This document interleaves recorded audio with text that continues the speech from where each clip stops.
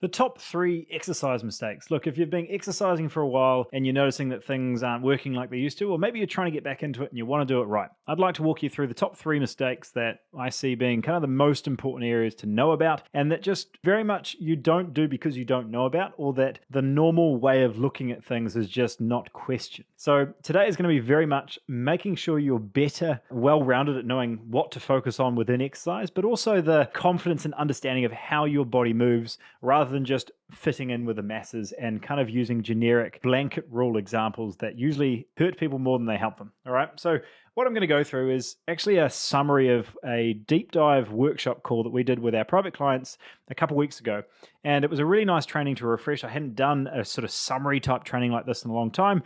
And this was a full hour long training that really, we went all sorts of directions with our clients, and it was really fun. But what I want to do today is very much give you the need to know basics that came out of that call and some of the key aspects that I guess were highlighted, as I mentioned, that simply are not questions that people usually ask and therefore they don't know about them. All right. So what I want to do is start with this overall concept. If you're listening to this on podcast, I'm going to give you the structure to simply think through for your next workout. If you're watching this on YouTube or in the Facebook group, then again, you've got some visuals to go through here as well. But the goal with training, with weight training overall, is five things. One is to help maximize stimulus to the muscle. And fundamentally, you have to break everything down. That would be the one main focus. But as we optimize training, we also want to reduce wear and tear to joints. And I think it's accepted that if people were weight training, they're going to beat up their joints. It's not required if you train the right way. I'd like to go through an awareness of specificity of training zones. As I wrote the post on Monday, it was highlighted that most people don't know what training zones allow you to burn body fat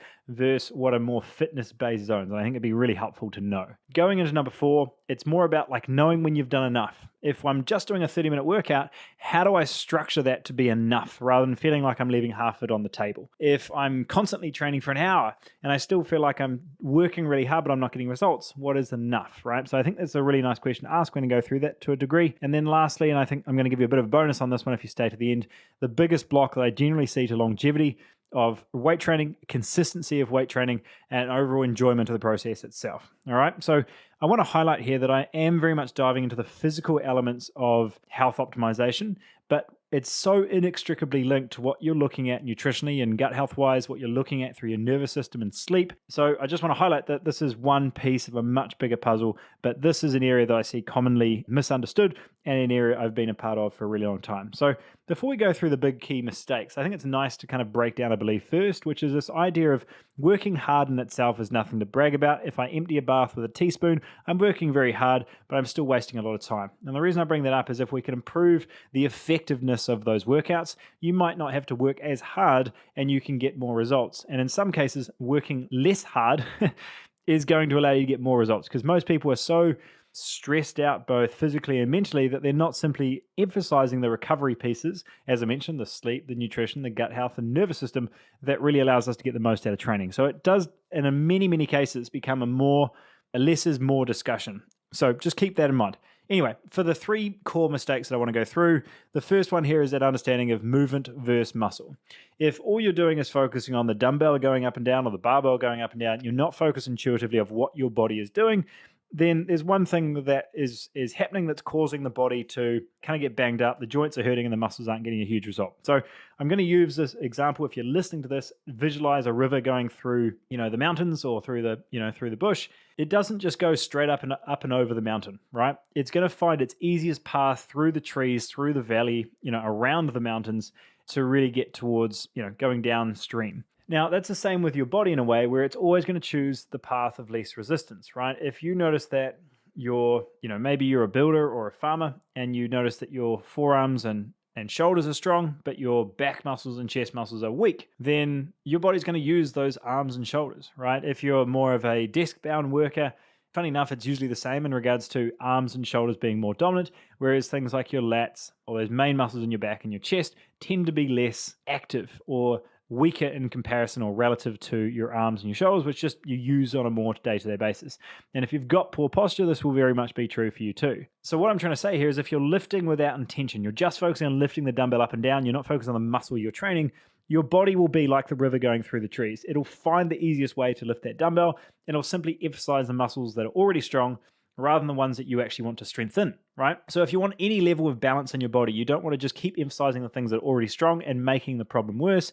There needs to be an awareness of what are you contracting rather than simply letting the dumbbell or letting the body decide where the weight goes. So when we look at contraction, we look at muscle contraction. This allows you to fundamentally, without changing anything else without the workout, is thinking about what the muscle is doing when we move rather than what the dumbbell is. And the best way that we can do this, and I've done some trainings and some posts and articles on this many times, and no workout in my eyes from a weight training standpoint is complete without tempo, because it's the exact metric that allows you to control the speed to which you do the rep and intentionally focus your efforts on how fast or how slow you are moving through certain portions of the range. So a classic tempo that we use all the time would be something like a 3-1-1-0. So think of that as a squat. You might be squatting down for 3 seconds, 1, 2, 3. You're stopping for 1 at the bottom.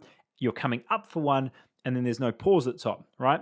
That's very different than dropping for 2, not bouncing out of the bottom, coming back up, and resting for 3 at the top, right? So you'd be going down for 1, not resting, bouncing up again, and then resting for 4 at the top. A huge difference of stimulus on the muscle, and you're also beating up those joints a lot more. So the one phrase I really want to give you here to just think of every time you do a workout is, can I feel this? Can I feel the muscle I'm training? Am I intending to use that muscle, or is there something else that's hurting or I can feel instead? If we start there, you get so much more out of training, and you allow the feedback loop of what your body's already telling you to improve. All right. So picture Terry Crews in the Old Spice Danger Zone song, where he was linked up to all these sensors, contracting all these muscles separately, right? Contracted bicep, contracted chest muscle, contract an ab. I don't know how you do an individual ab, but hey, he could. Quad muscle, etc. And simply the ability to contract a muscle without weight is actually a really cool skill, not only to be kind of funny, but also quite effective in a weight training environment to be able to contract. If you're sitting there, in the car, or you're walking, or wherever you're listening or watching this, are you able to simply contract your left bicep and your right bicep and your chest muscle, your pec, your lat muscle, etc.? Are you able to do that? If not, that's a very obvious first skill to start to build up. And the more awareness you can bring to the contraction of muscle without weight, the more control you will have when you bring weight in, right? Drastically reduces your risk for injury, drastically increases the stimulus to muscle, and therefore fat burning and muscle stimulus there. Okay, so that's the big first mistake, is so many people focus on the movement rather than muscle. When you start to contract and actually think about what you're contracting, that will fundamentally change how you look at exercise, or resistance training at least. The second one I want to address here is the need to sweat. And the reason I bring this one up is when we exercise and we have a good workout and we feel like we've sweated, then we get this endorphin rush and we feel good. And over time, we start to associate sweating with being the main goal of exercise instead of weight training. Or we look at weight training such as something like muscle soreness instead of the actual weight training itself. Neither of those two are the main goal of exercise, but they become a byproduct that we start to associate it with. Now, essentially what we're looking at here is our different heart rate zones. So top one here is 5, 4, 3, 2, 1. All right. So from here, we've got our 5 zones. What we're looking at here is if we're in a high heart rate zone, being zone 5, then that's really, really high intensity. We're not going to be able to sustain that for a particularly long level of time, right? We're going to be in a space where we are, it's like your 20 to 30 second all out sprint. And then we're moving into a space where we need to rest because it's so high intensity, we can't sustain that for a long period of time. So in essence, it tends to be very short in nature. If you're doing a spin class or a circuit class that's called high intensity, but you're doing stuff for 40 minutes, that's not high intensity, it's medium intensity at best. Then we move into our range of 3 and 4, zone 3 and 4, which tends to be more of your cardiovascular zones. Very good for your heart, very good for your overall lung capacity and fitness. But in regards to fat loss, it's at such a high heart rate that you typically are relying on carbohydrates as your main energy source because you need something, or you need to access energy faster. Whereas we move into zone 1 and zone 2, we're in a space where we're at low enough heart rates that we can still use fats as fuel, okay? Now, that's the big penny drop moment that I want to address here is if I'm training too hard that I can't access fats as fuel, I'm burning something else. What are those something else? Well, first, it's going to be carbohydrates, which is instant. It's there. You can use it right away. If that's not present, I'm going to move over to muscle, not fat, is my next energy source to use, right? I'm going to break that down in 3 to 5 minutes to be able to use as fuel. it's going to take me hours before I can start to tap into body fat. So being in a spot where I'm able to look at exercise and my goal, one, if it's fitness, then keep going, right? Keep working in that zone 3 and 4. Make sure that you're fueling those workouts long enough that you're fueling on carbohydrates, not muscle, and your performance of training will be much better. If your goal is fat loss or muscle gain, then being able to be very aware of your heart rate zones on when you are too high in your heart rate and actually intentionally going lower to tap into body fat can be a really, really big mindset shift. That means maybe half of your workouts you're not sweating, you're simply increasing your heart rate, you're active, but you're not working so hard that you need to go for a run because you won't be burning body fat in that range. You'll be burning carbohydrates and your overall caloric load for the day will be lower. But if you're constantly using that as your main form of exercise and you're under eating or you're not having a lot of carbohydrates, there's very little protective mechanism, i.e. carbohydrates as your energy source, to be used until you start breaking down muscle. Okay, so I've done some other trainings on this, so I won't go too deep into it overall, but the overall goal here is we see too many people doing their circuit classes and their runs and expecting to drop body fat while also not eating anything for long periods of time.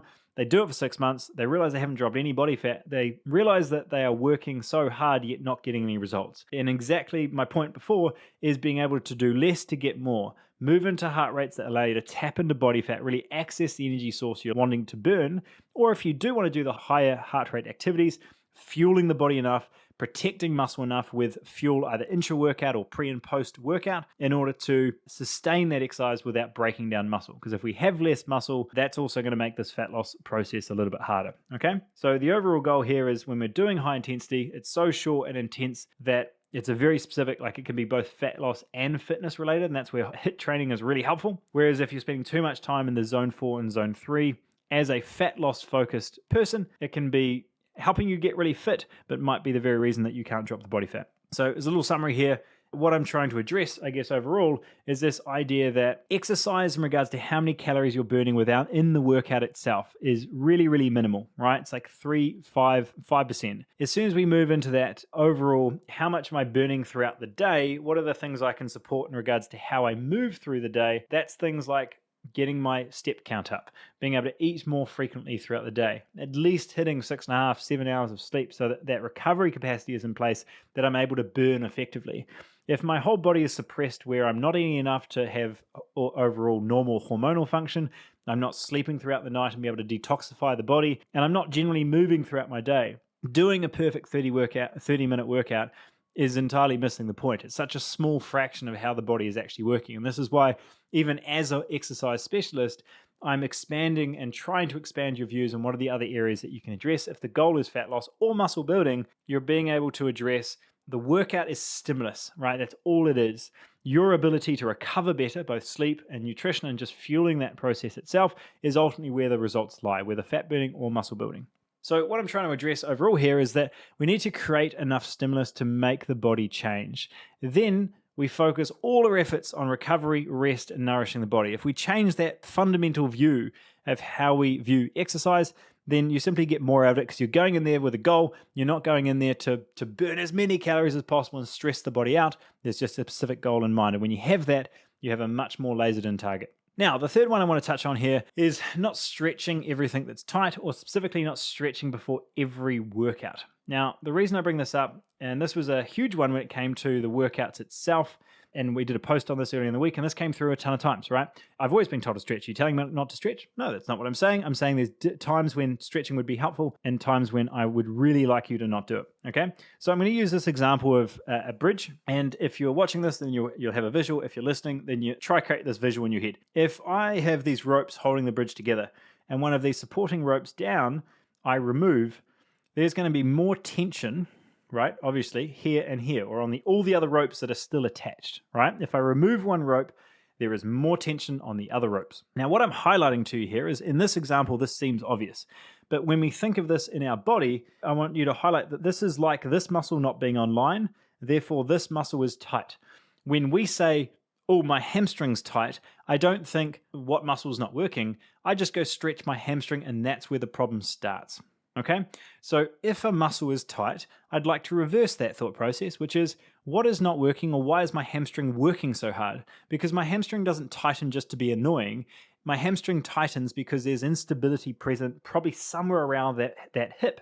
And in most cases, it's a lack of hip stability in regards to your overall hip flexors or core or adductors even, but for the most part, it's going to be glutes or hip flexors that come in, all right? So the goal here when we're looking at this and why this is so important pre-training, right, is this overall concept of when we are weight training, when a muscle is tight, it's like us standing on ice. The first thing that we do when we stand on ice, our body senses instability because we could slip and it tightens up. That's exactly what your muscle is doing in that moment.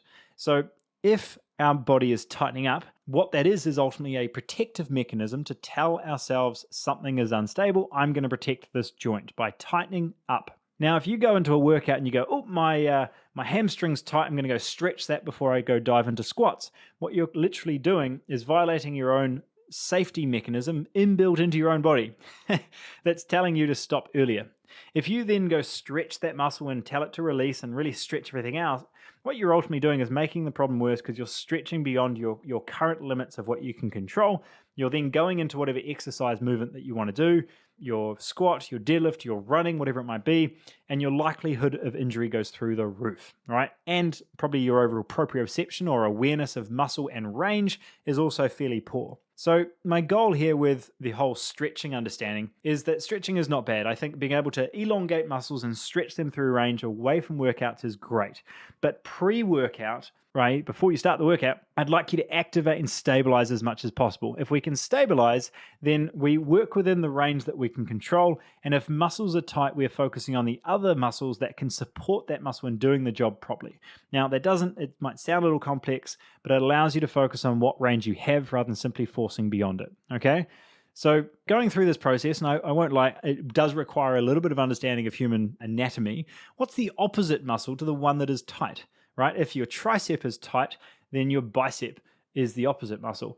If your glute is tight, well, there's a couple around that hip, but you could go the muscles that also work in that function. The opposite would be hip flexors, but other muscles that are involved in that function might be your hamstrings, your lower back, etc. If it's your traps that are tight, which is super common, it might be other muscles that stabilize your scapula. So your lower traps, so literally the same muscle, but the other end of it. It could be your lats. It could be, deeper muscles in regards to your rotator cuff to a degree as well. But an awareness of knowing and just at least starting that conversation around, hang on, I shouldn't just go into stretching without questioning it. There might be something else at play here, okay? So the overall understanding of stretching is absolutely beneficial. But when we address the muscle for what it is and what it's trying to do, we're trying to respect the range we are given. Now, I'll give you one little quiz here or one little thought process, which is, do you know the difference between flexibility and mobility? What's the difference? Flexibility is I'm stretching things. Mobility is I kind of have a range. What's the difference? When we look at that as flexibility plus strength equals mobility, we're in a space where, okay, I can stretch to a certain range, but I'm not strong there, right? Which is exactly what you should be thinking. When you are able to build strength in those ranges that you're currently unstable, that is your way to build fundamentally mobility, but also start to reduce that tightness overall. I've worked with so many people that initially were very flexible or had a lot of range in a particular area, and then they had one little injury and everything sort of coiled up like a rubber band. And being able to identify, rather than just stretching everything out, realize that body is tightened up because something was unstable or just weak to start with. I now get that thing strong and I rebuild this overall stability. I'm in a much better spot to know my boundaries and to be safer within those said boundaries. Okay. Now, as I mentioned at the start, there's a fourth one that I want to add in here. I've got 1, 2, 3, which is 1 was muscle over movement, not just thinking about myopically moving everything around. 2, not just thinking about sweating, but the specific training zones that you're working in order to tap into burning body fat. And then mistake 3 being, rather than just always stretching, think about why it's tight and start to work on stability. All right, I hope those are being helpful so far. The fourth one is a bit of a bonus I want to give you here, is this idea of I have to exercise versus I get to exercise. So I want to share a really quick story with you about the hamster on the hamster wheel, which is they did a study recently on this, probably 5-6 years ago now, where they hooked up these 2 mice. One was on a hamster wheel where they could run whenever it wanted to, and then the other one was thrown on a hamster wheel and basically forced to exercise when the first one started exercising. So one had choice to run, and the second one only was able to run when it was forced to. And what was shown through the study and what they were looking for was that one got all the benefits of exercise and being able to move at its own free will and getting that blood flow and getting its lungs working, all those things. And then the other one had all these stress implications of being forced to run when it didn't want to. And that in itself should be a nice little nudge towards this idea of I get to or I have to. And when you force yourself to exercise and you don't enjoy it and you're always dragging yourself to do something because you have to drop body fat rather than it's something you look forward to doing because you feel better in the day, you fundamentally get a different response to the body. And that in itself, I think, is like kind of the overarching reason that the way we look at exercise is not just exercise, it's how the body is responding to exercise. And that is not just body, that is mind. And when we address that, we're no longer working against our body, and that reframe in itself is fundamentally the entire point. So if you're not going to love every workout, but I think you can be grateful for every workout or be in a spot where you know you're going to be better off afterwards. You're looking for those 1% improvements. You know your day or at least your week is going to be better because you strengthen your body. You did something to improve how you feel. Okay, so just a nice little bonus I wanted to throw in there for you. So the overall 5 pillars, just to reinforce them here. First one here is initiate with the working muscle. The phrase here is, can I feel this? If you start there, you're in an amazing spot to be so much more intuitive around what you are moving. The second one, tight muscles should be supported, not always stretched. So looking at certainly before the workout, what can I do to activate and stabilize my body to get more out of the workout? Number 3, fuel the process, don't starve the signals. So being able to both fuel the workouts effectively and then work in the specific heart rate zones to achieve the goal you're after. Is it fitness? Is it fat loss? And if it's both, being able, like for me, I still go for a mountain bike, but I would still want to stay lean, right? They're both there. Then I want to make sure I'm fueling those fitness activities enough that I'm using carbohydrates in those workouts, not muscle. And then when I'm focusing on fat loss or I'm lower calorie days, then I'm in a lower heart rate to stay in that zone, right? Now, that's not weight training. That's with my more cardio-based activities, where weight training tends to be more high intensity in nature, where it's small bouts for 40 to 60 seconds, where it's high intensity, and then you bring it back to low intensity between it, right? Females in general like to cram 3 to 4 exercises together, which means, again, they typically are much higher heart rate for longer periods of time, which can be less helpful. And then the last one, as I mentioned, the big old mindset nudge here, I get to exercise, I don't have to. And that in itself might change the entire game around how much results you get out of exercise versus how much you just stress out the body. Okay, so if you got to this point in the video, there's 2 things I know about you. 1, you want to look and feel good for a really long period of time, and being able to go through this process of knowing what tweaks you can make, I hope really helped. And then 2, there's also an education aspect, and I really respect that because to a degree, most people want to get in shape, but most people don't want to do the required steps to get there, right? And if you've watched this far, that's not you, so you're awesome. If you haven't gone through our workout reset yet, I think it's a really good resource in order to going deeper into this stuff, knowing exact real-world examples of how to structure your training in order to effectively drop body fat, build muscle, and just genuinely feel amazing after 40, then click the link below. If you're on Facebook or in the podcast, you'll see a link to go to the workout reset and try out that workout reset. Right now, or at least for the next couple of months, we're going to give access to our personal client app to actually go through this whole process using what our clients use inside our program, inside the app, walking you through every single exercise with a video explanation, with the tempos, sets, reps, etc. included. So if you want access to that, at least for when I'm putting this video up, we will give you access to the app as well for you to go through that process alongside the vault, which is pretty cool because otherwise you wouldn't get used to that. So overall, I hope this is being helpful. I hope it gave you an insight into the 3 big mistakes we see come through all the time. They're a little bit more technical, and that's exactly why most people don't question them. So if we start there, I think that's a beautiful first step. All right, guys, I hope you have an amazing week. We'll see you next time. Bye.